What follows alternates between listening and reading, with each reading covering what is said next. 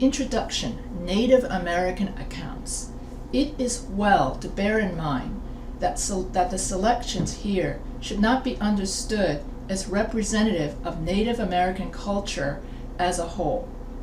There are thousands of different Native American tribes, all with distinct practices. It would not be possible in the space of a typical anthology to represent just the tribes with whom the colonists had the most contact during the early years of European settlement, or even to say with any precision exactly how many tribes the colonists did interact with, since European colonists were often unable to distinguish among different tribes. Additionally, we must realize that these works come to us with omissions and mediations. Many Native American tales are performative as well as oral, the meanings of the words supplemented by expressions, movements, and shared cultural expressions. And so the words alone do not represent their full significance. That being said, the examples of Native American accounts that follow give us some starting points to consider the different ways in which cultures explain themselves to themselves. So in this anthology, we're going to go over Native American literature before the Civil War. So first, among a culture's stories, there are the tales of how the earth was created and how its geographical features and peoples came to be. The Native American creative stories collected here demonstrate two significant tropes within Native American creation stories: the Earth Driver story and the Emergence story. Earth Driver stories often begin with a pregnant female falling from a sky world into a watery world, such as the ones here from the Iroquois people of the eastern United States and from the Cherokee people from the southern United States. Various animals then work together to create dry land so that the woman may give birth there, starting the process of creating the familiar world and its population. With emergence stories, here represented by the Zuni creation stories, animals and people emerge from within the earth, a distinction from the Earth Driver story that is likely connected to the topography familiar to this tribe from the southwestern United States. Creation stories feature a culture hero, an extraordinary being who is instrumental in shaping the world in its current form. Other examples, in addition to the works here, are the Wampanoag culture hero Moshep or Moshop, a giant who shared his meals of whale with the tribe and created the island of Nantucket out of tobacco ash, and Masa, the Hopi skeleton man and Lord of the Dead, who helped the tribe by teaching them agriculture in life and caring for them in death.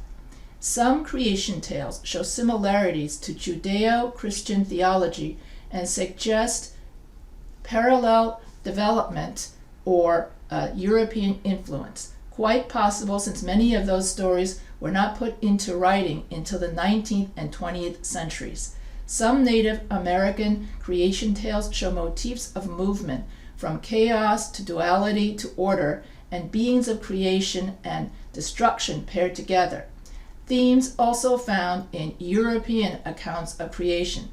However, these tales feature significant differences to the European way of understanding the world. These tales often show the birth of the land and of the people as either contemporaneous events, as with the Earth Driver stories, or as the former, figuratively birthing the latter, as with the Emergence stories. This suggests the context for some tribal beliefs in the essentialness of land to tribal and personal identity.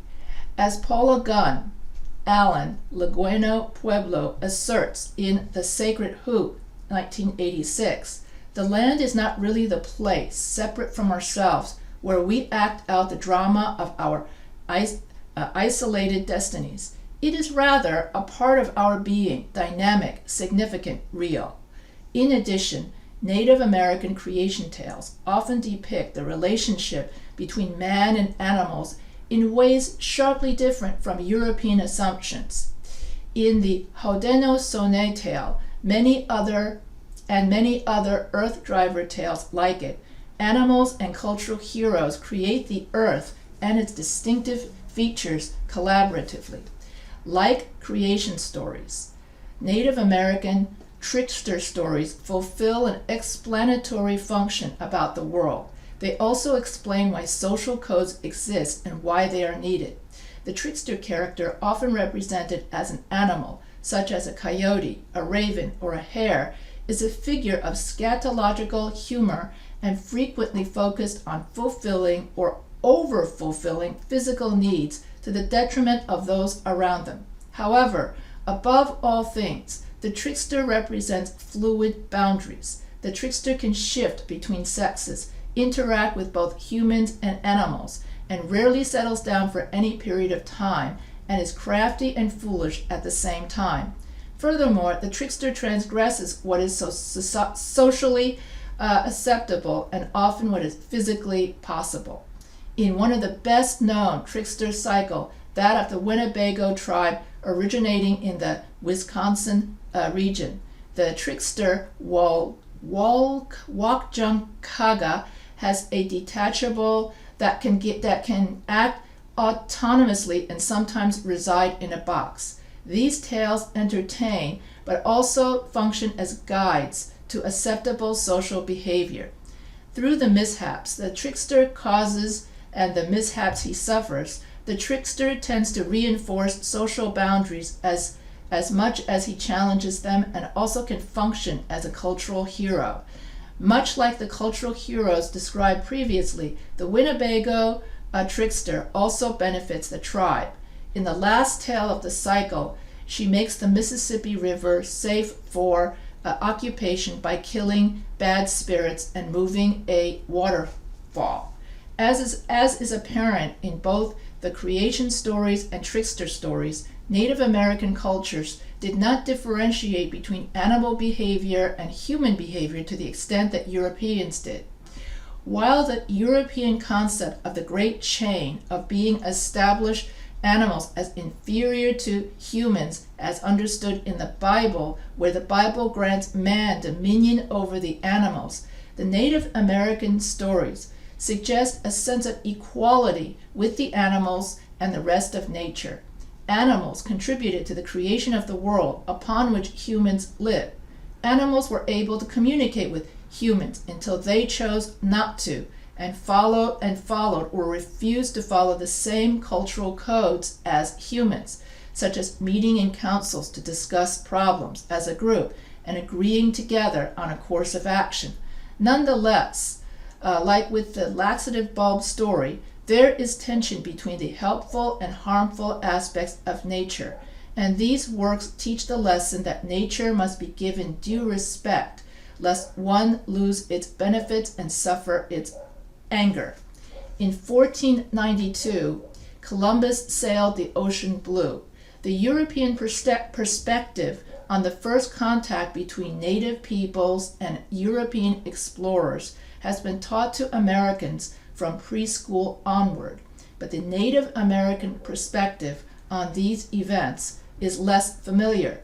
Just like their counterparts, Native American depiction of first contact with European explorers situated within their accustomed natural, spiritual, and social context. The explorers' large ships were interpreted as whales, houses, or islands.